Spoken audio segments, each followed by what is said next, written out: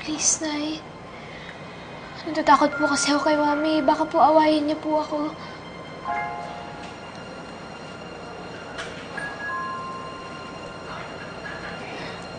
Bakit? Bakit naman ako tatanggi? Eh, gusto ko nga yun. Isabel, gulo itong pinapasok mo. Benedict, hayaan mo ko. Alam ko itong ginagawa ko. Pinapalalahanan lang kita. Dahil ayoko mangyari dahil bandang sa huli. Baka tayo magpalabasin na masama ni Scarlett. Benedict, sinusunod ko naman lahat ng desisyon mo the whole time. Pero diba, pagdating kay Catherine, hayaan mo naman ako magdesisyon para sa kanya. I understand. Pero isipin mo na kailangan mong mag-ingat kay Scarlett.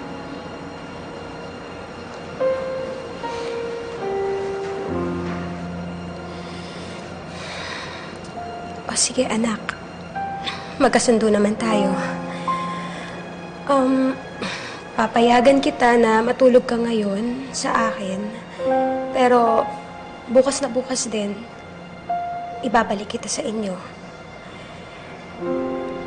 May point si Benedict. Baka mamaya lumala lang yung hidwaan sa aming dalawa ni Scarlett. Salamat po, Nay. Tsaka huwag niyo na po munang isipin po si Mami. Ang importante po, magkasama na po tayo ngayon. Oo nga. Bakit ko pa pinapangunahan yung problema, di ba? Nagsasayang tayo ng oras. Dapat masaya tayo dahil magkasama tayo. Payakap nga po, Nay.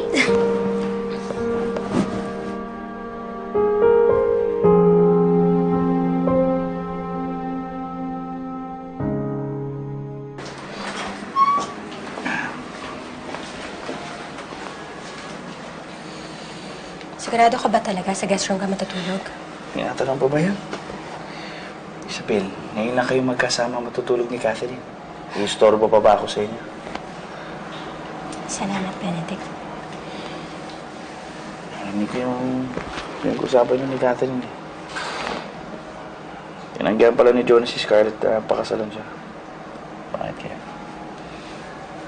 Mahalaga pa ba yung dahilan mo? Alam mo ba, masayang-masaya ako ngayon. Kasi yung dalawang tao sa puso ko, nandito. Yung mahal ko sa kay minamahal ako. Dalawa. Ikaw, saka si Catherine. Sorry.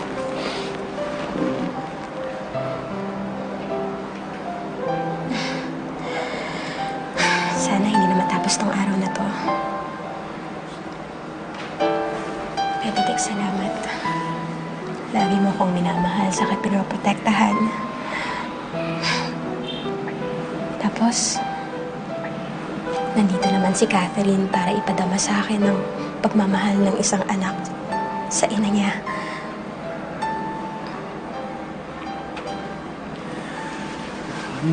Isabel. Ngayon lang kita nakitang ganyan. I can feel your joy. Nakikita ko ang paso sa'yo.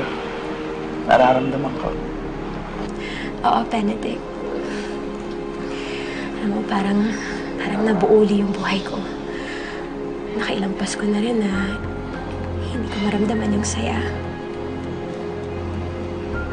Ngayon, parang nabigyan ako ng aginaldo.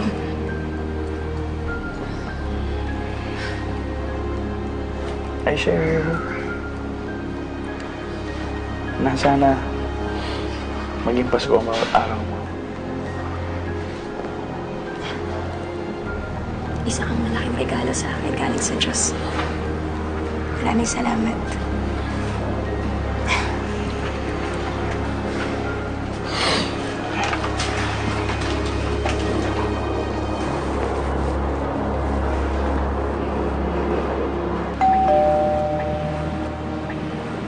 Sino kaya? Anong oras na? Sige. Ako nang bahala. Samahan mo na si Catherine.